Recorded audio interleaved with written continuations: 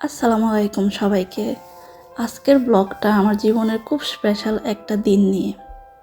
Switzerland থেকে আমার আম্মু আর আমার দুই ভাই আমাকে দেখতে জার্মানিতে আমার বাসায় এসেছিল। অনেক দিন পর পরিবার একসাথে, সেই অনুভূতিটা বাসায় প্রকাশ করা কঠিন।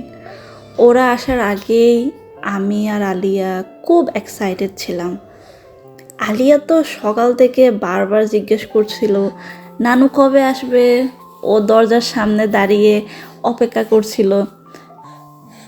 আমি আগের দিনই তাদের রুম সুন্দর করে রেডি করে রেখেছিলাম, পরিষ্কার বিছানা, টাওয়েল, সব কিছু যেন আরামদায়ক হয়।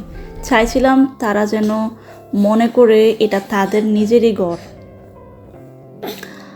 ওরা যখন বাসায় ঢুকলো, আম্মুর হাসিটা দেখে মন ভরে গেল। এতদিন পর কাছে পায়ে সত্যি অন্যরকম অনুভূতি। লাঞ্চের জন্য আমি স্পেশাল রান্না করেছিলাম চিকেন, গরুর মাংস আর পালং শাক।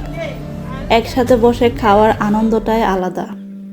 বিদেশে থাকলে পরিবারের সাথে এমন করে খাওয়া খুব মিস করি। খাওয়ার পর আমি একটু পান খেলাম। হ্যাঁ, সেই আমাদের দেশেরই পান। অনেক দিন পর খেয়ে খুব ভালো লাগলো, মনে হচ্ছিল যেন বাংলাদেশেই বসে আছি। বিকেলে চায়ের সময় আমি বানালাম চিকেন পেটিস, সমোসা আর বাংলাদেশের ওই এলেবেলে পিঠা। সবাই মিলে চা খেতে খেতে গল্প, হাসি, সময়টা কিভাবে চলে গেল বুঝতেই পারিনি। সবচেয়ে বেশি মজা করেছে আলিয়া।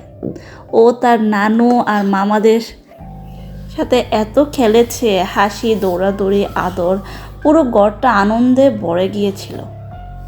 পরের দিন সকালে আমি একটা স্পেশাল ব্রেকফাস্ট বানালাম। বিভিন্ন রকমের ব্রেড, অমলেট আর আরও অনেক কিছু। আমরা সবাই একসাথে বসে নাস্তা করলাম। আর তারপর আমার আম্মু বানালেন স্পেশাল বাপা পিঠা। ওই যে চালের গুঁড়া, গুড় আর নারকেল দিয়ে বানানো শীতকালের পিঠাটা, একদমই গ্রামের স্বাদ। সেই গরম গরম বাপা পিঠা খেয়ে মনে হচ্ছিল শৈশবে ফিরে গিয়েছি। দুঃখের বিষয় তারা শুধু একদিনই ছিল, সময়টা খুব দ্রুত চলে গেল। কিন্তু একদিনের স্মৃতি অনেক দিনের শক্তি দিয়ে যায়। আসলে পরিবার কাছে থাকলে ঘরটাই অন্যরকম লাগে। ভালোবাসা, হাসি, একসাথে খাওয়া, এই ছোট ছোট মুহূর্তগুলোই আসলে সবচেয়ে বড় সম্পদ। এই ছিল আমাদের ছোট্ট কিন্তু খুব স্পেশাল একদিনের গল্প।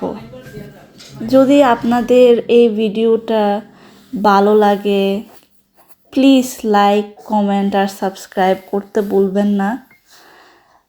ধন্যবাদ আপনাদের সবাইকে। আবার আসবো আশা করি নতুন একটা ব্লগ নিয়ে।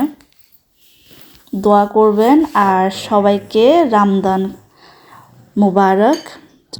এই ভাপা পিঠা এত মজা হয়েছে।